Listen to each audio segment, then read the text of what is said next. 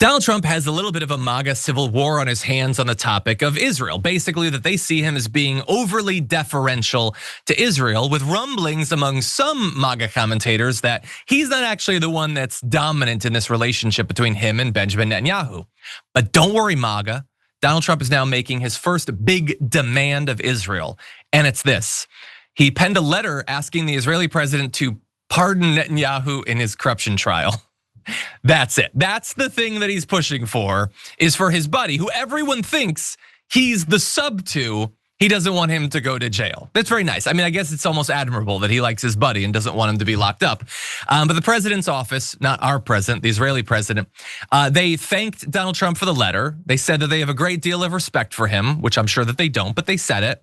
But then said that anyone who wants a pardon in Israel has to go through the formal process. And apparently the way it works in their country, according to our research, is that it has to actually happen after the end of the judicial process. You can't do the thing that you can do in America, which is sort of preempt it by doing a preemptive pardon. So yeah, Donald Trump apparently can get tough writing a letter to Israel or whatever, but only when he wants to save another war criminal's ass. So MAGA, if you were already a little bit mad at him, you should be even more mad. But that said, Donald Trump would fall back and say, well, regardless of what you think about my relationship with Benjamin Netanyahu, I mean, I got us peace, didn't I? Remember?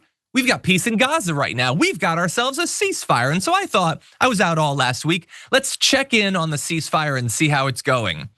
Oh, evidently Israel has destroyed more than 1,500 buildings in Gaza since the ceasefire began. And that's a conservative estimate. That's what BBC Verify has been able to use their satellites to see. There's potentially a lot more buildings that they didn't have satellite coverage of to detect that they'd been destroyed. And importantly, many of the buildings that have been destroyed were not already damaged. This isn't a thing of Israel like finishing off a building that wouldn't have been inhabitable. No, they just destroyed more perfectly good buildings. In fact, entire neighborhoods controlled by the IDF have been leveled in the last month, apparently through demolitions. And look, if you thought when the ceasefire was announced that good, we have peace now, they'll leave, Palestinians are in charge again, is that what it looks like?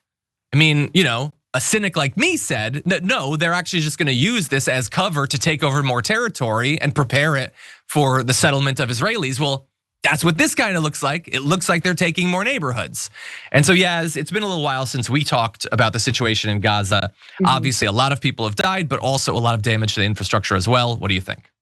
Yeah, unrelated, but for that picture of Trump and Netanyahu, like, why is Trump that color now? He looks terrible. He's almost as dark as I am at this point. Like, yeah, like that's so, it's just so unnatural. All of it. His hand, his little fist is a different color from the rest of his face, compared to Netanyahu, who is a terrible person, but a normal colored terrible person. I don't want to make too big of a deal out of this, but like, what are we doing? Okay, so.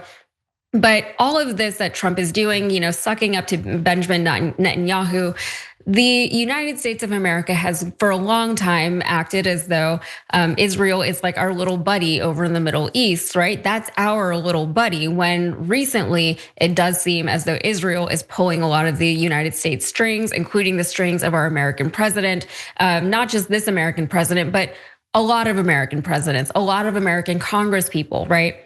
Right now is for the first time in maybe forever, the American people are seeing this as a very, very bad thing. It was always a bad thing, but for the first time, the American people, the majority of the American people on both sides of the political aisle are like, why are we doing all these things for Israel? Why is Israel able to control so much of our American government, right?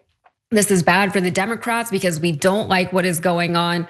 Some of the Democrats, not all, but we don't like what is going on with in Gaza, obviously. And then even on the Republican side, even if they are pro-Israel moving into that region, they don't like how much money the American government is spending in Israel. We don't like how much we're funding their university education and their healthcare, et cetera, et cetera. So there's a lot of reasons to be upset about the relationship between the United States and Israel, and they're all valid reasons. So Trump, even as as the polling reflects this, as we see even the discourse on the internet over regarding Israel from the left and the right wing, even with all of that, Trump does not care because he is still out here simping for Benjamin Netanyahu, which should be embarrassing for him. It's embarrassing for the rest of us, but it's like, oh, you're a grown man. Like, why are we doing any of this?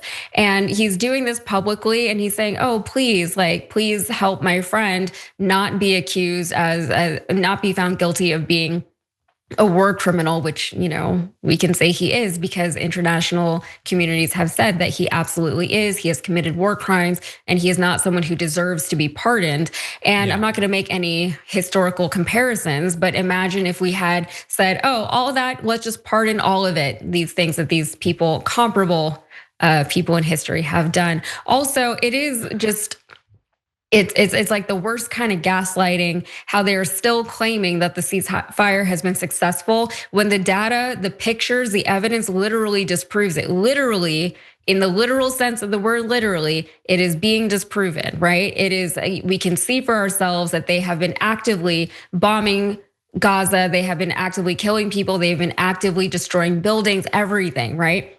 But as long as, like, they still just keep saying it's a ceasefire. There's nothing ceasefire about this ceasefire. So I don't know why the mainstream media is not covering that extensively, saying, look, they said it was a ceasefire, but the fires have not ceased. Yeah. It's the most obvious thing. It makes no sense. And it's so baffling because, well, and it's also very sad because a lot of people who just watch mainstream media or who just listen to everything Trump says, they'll say, oh, well, it's a ceasefire. That's it. Yeah. They're not looking to see that, no, it's not. A lot of the media didn't want to cover what was going on there in the first place and only did because of pressure. It's convenient for them to be able to pretend that they don't need to cover it now.